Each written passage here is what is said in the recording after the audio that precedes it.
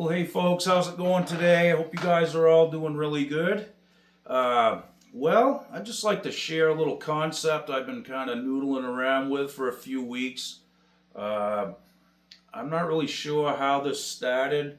It kind of started with this one thing. I'll get right into this. I won't talk too long, but I always wondered why when we tune our guitars, like in the 5th fret,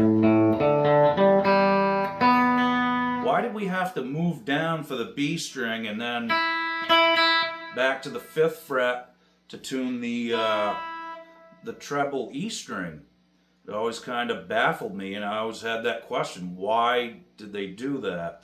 I've heard some mixed theories. I've heard it was so you could play chords better, and like bar chords and things like that, which does kind of make sense. You guys may have your own theories and ideas on this. Please feel free to leave them in the comment section. I'd love to hear it. So with that being said, my next question for many years was this. Okay, you have E and A. That's a 4th, right? 4th apart. Now you have A and D. It's also a 4th. Now we have D and G, which are also a 4th apart. Then we have G and B. Now that's a major 3rd. And then B and E is a 4th again, okay? So I was kind of wondering about that. So let's just say if we take the G and B string in the 5th fret, now that's basically a C. Take a block chord like a C, we're playing those 2 notes, right? So I kind of think of it like this. Let's just say, let's call this the center or the middle, okay? So I look at it like this. There's a major 3rd, okay? You have 2 minor 3rds on that side of the middle, okay? Let's go back to middle. Now we have 2 more here.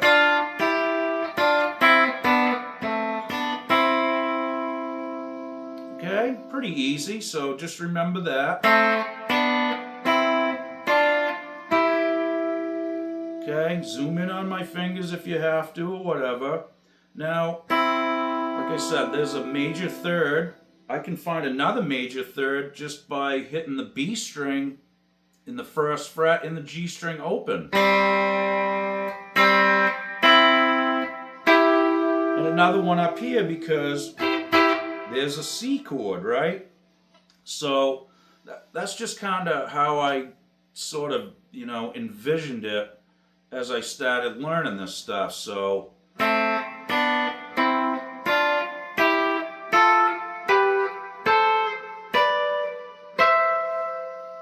okay, we're going to go through this really slow.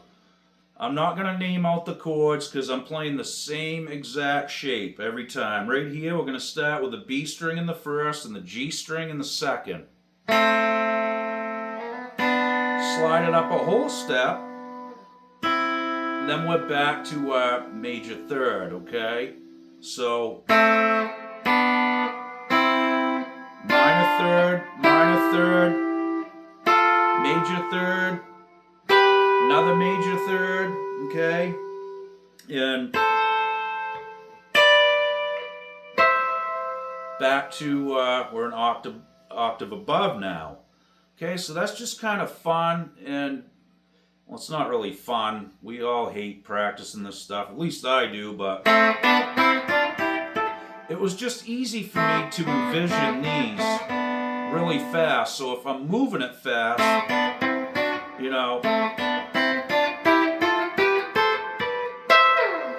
that wasn't real fast, and I don't really care if I do play it fast, but it's just the point. It just gives you a better... Now, the other thing is this. If you play any of these,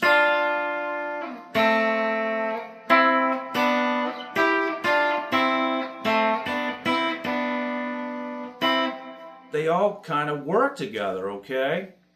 So the next thing I did was this. I took this these same two notes, okay? And I added the G note, okay? So now we have an actual chord. Now, if you take them notes right there, okay? Now what I'm going to do is I'm going to take my finger off the G string. I'm going to put my middle finger on both strings.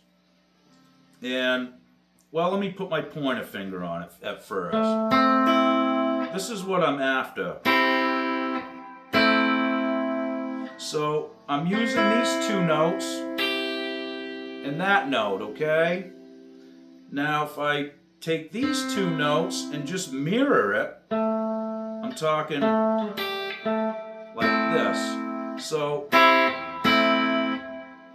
it's just kind of flipping them shapes, okay? So we want to memorize this shape because this is what we're going to do next. We're going to take that shape. We're going to arpeggiate those notes, okay? Now I'm ending on the D string in the 7th fret, so...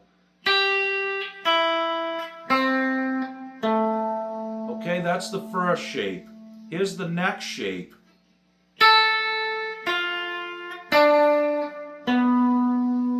Okay, so that is E string in the 5th, B in the 6th, G in the 7th, and the D string in the 9th. Okay, so let's go over those two again.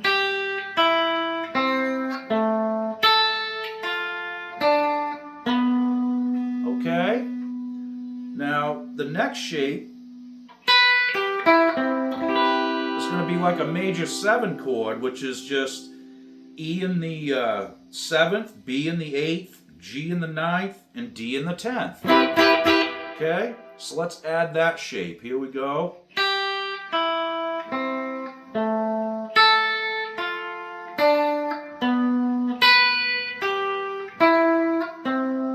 Okay, now if I play that same shape I played when we started right here,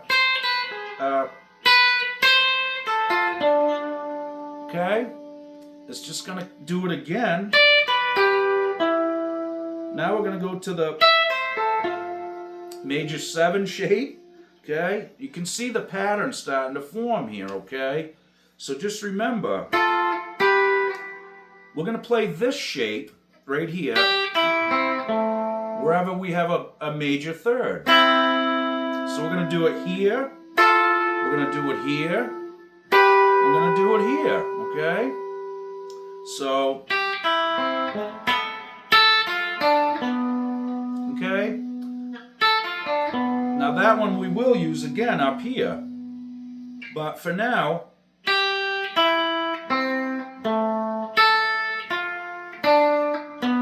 major 7 shape. Okay, now we're up to the major 3rd again, so same exact shape we played down here. So I'm going to do that again. 10th fret. Now you notice the cool thing is this. My pointer finger is always kind of in line for the next move, which is really the cool thing about it. So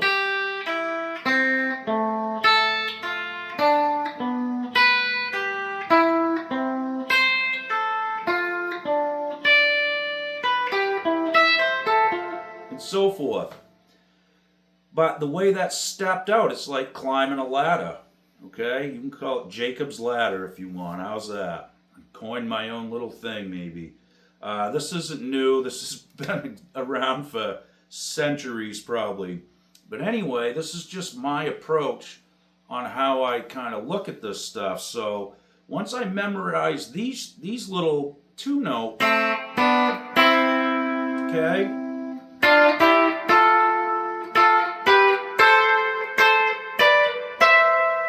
Okay, so just get that pattern down and then start taking some of these and... What? Okay. not playing really clean there, but you get the idea. You know, I'm not really working the picking pattern out here. You guys may want to do it a little different. I actually don't even have a pattern for it. I've just been mostly doing it with my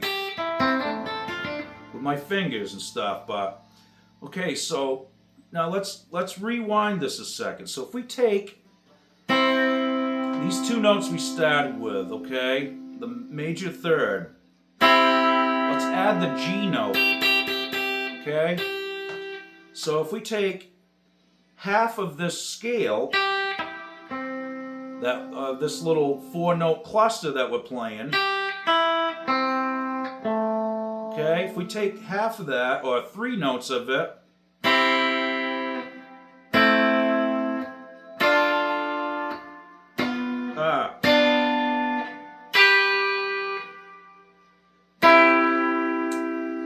you see what's happening here? So I'm taking these 3 notes, which is,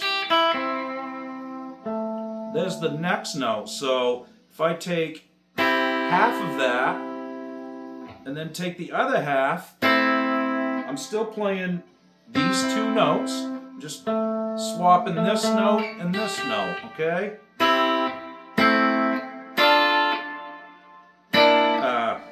Sorry about that. It's hard to do really slow, so again, I'm just breaking this, I'm taking, because remember the second half was this. Okay, so I'm taking these 3 notes, playing them together, then I'll add this note and drop this note, so you can hear the relation,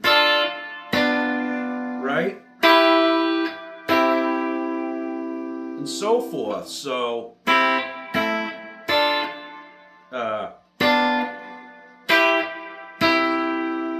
and you can keep climbing with it. I know I'm not doing this really clean and smooth and fast, but that's not the point. I just want to deliver the mail here. That's it. We're not looking for overnight delivery in this case, but so if you think about it like that, it's really simple. Now, remember what I said about doing this.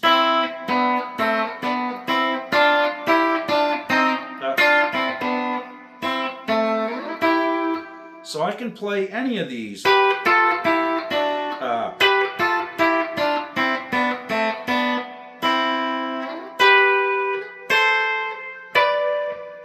And they always seem to fit, especially when you play the right notes. So this is going to work with all these little patterns too, okay? You know, and so forth. You'll hear guys like Eric Johnson do these kind of things. You know, it's just basically playing different little positions, and a lot of times his are diatonically, which means that means that you're playing that, you know, in a scale line, ascending, or it could be descending as well. Excuse me. So, you know, when we think about playing guitar and playing, you know, all these chords and you have all these notes, where do I go? You see these videos, learn the fretboard in one lesson, right? Well, this really kind of does that, okay? I realize we didn't learn all these notes, but that concept can be moved around all over the neck here. Now, if you look at the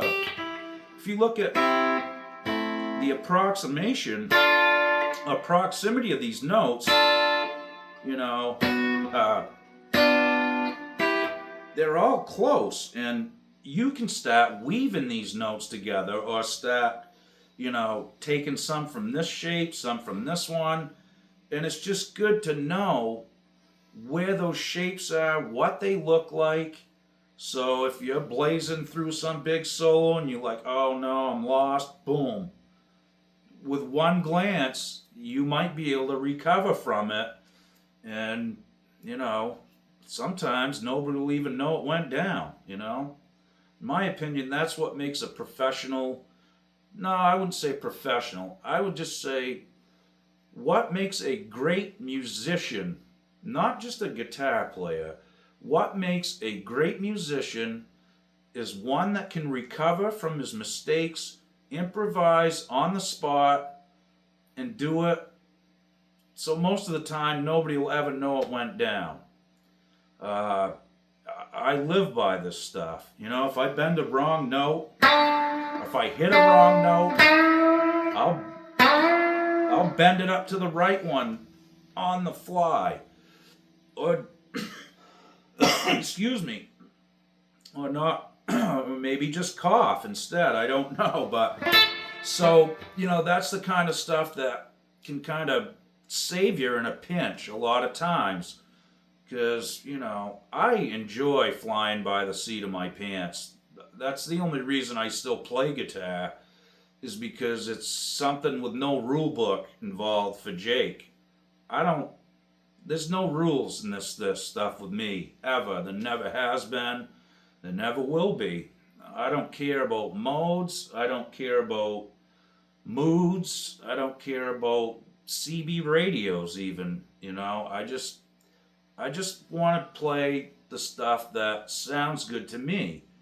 And I want to be able to, you know, think of it on the fly in my head, just kind of whistle with my fingers, like you're whistling in your head, but you're doing it with your fingers. That kind of freedom, that's really where it's at for me. Yeah, I make tons of mistakes as I do it, but that's even funner, because when I can pull it off and recover from one of those mistakes, and I'm the only guy that caught it, then that's big, you know. I mean, the stuff you see me doing here is just, I'm out of practice. There's no two ways around that, honestly. The only time I really play guitar is when the camera comes on. A lot of times I don't rehearse. I don't even warm up, really.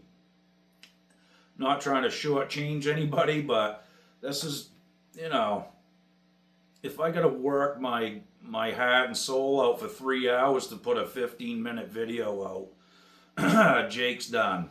I don't want to play that game. So if you can bear with a few mistakes and a few bad jokes, then this is your channel right here, guys. And girls, too. This isn't just guys. It's girls that watch this, too. Ladies as well. So thanks again for all the support. I really do appreciate that. And I hope this stuff does kind of help you guys. It doesn't have to be complicated. It just, you know, take something and try to simplify it.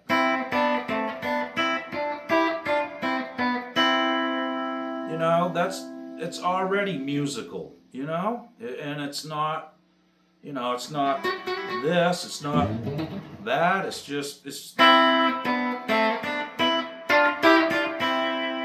like I said, you know, you can start moving these shapes.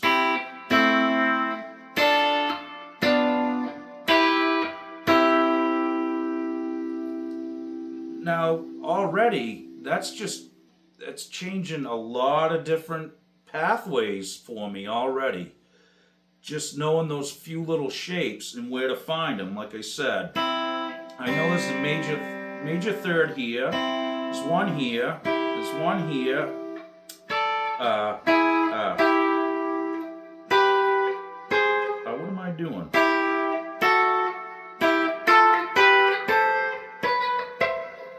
Okay, I figured it out finally. Sorry, folks. So, see, that's what I'm saying. Sometimes, you know, if you stop halfway through, it's like, it didn't look right to me. But when I started here, if I started here, so practice them in different, you know, start on a different one. Go up and down with it. And then go back to that major third. Start down here, start on that major third. Mix it up so you're getting familiar with where those shapes are. Specifically, the major third ones. Because once I know where those are, I know there's two on each side of this one, you know, and I'm good to go. I don't have to really think about too much there, you know, once I've run over it a few times prior to hitting record on the camera. But and teaching is just not my thing. I am probably the worst guitar teacher on planet Earth. I do kind of enjoy teaching. I'm just not that good at it. That's why I just kind of enjoy it. If I was good at it, then I probably would enjoy it more. But you know, it takes a lot of guts. You're hanging your whole business out in the breeze on YouTube. You make one mistake and everybody hears it, and you make 10 mistakes, you're no good, and you know. So take it all with a grain of salt. You know, it's a guitar lesson. We're not playing a stadium right now, so if I was, then I probably would have warmed up, you know, a little bit before the gig. So anyway, that's a fun little thing to mess around with, and don't just, you know, don't just mess around with the lines, but you know, take those chord shapes, those triads. So take 3 notes of it, you know, 3 notes again, again. It's an easy little trick, you know, and it just sounds nice. It sounds like you know how to invert a few chords, and you know, you can kind of voice lead some melody along, which is kind of handy at times. It really is. So anyway, folks, I apologize for the mistakes. You know, it's just how it is. Someday I'll shoot a video with no mistakes, I promise. It won't be a lesson. It'll be just me not making mistakes and playing guitar, I guess. Okay, folks, well, thanks again. I hope you guys are having a good day, like I said, and I hope that continues. Thanks again to all the nice comments, all the new subscribers that are showing up. I really appreciate this, guys. I really do. This is, you know, not really the total reason why I started doing this, but it's really the thing that's keeping me going. You know, it really is. It's nice to know that, you know, people appreciate this, and, you know, people understand this does take time, good or bad, to do this stuff. So, in any case, I hope it does help, and we'll see you guys tomorrow. Be good. Okie doke.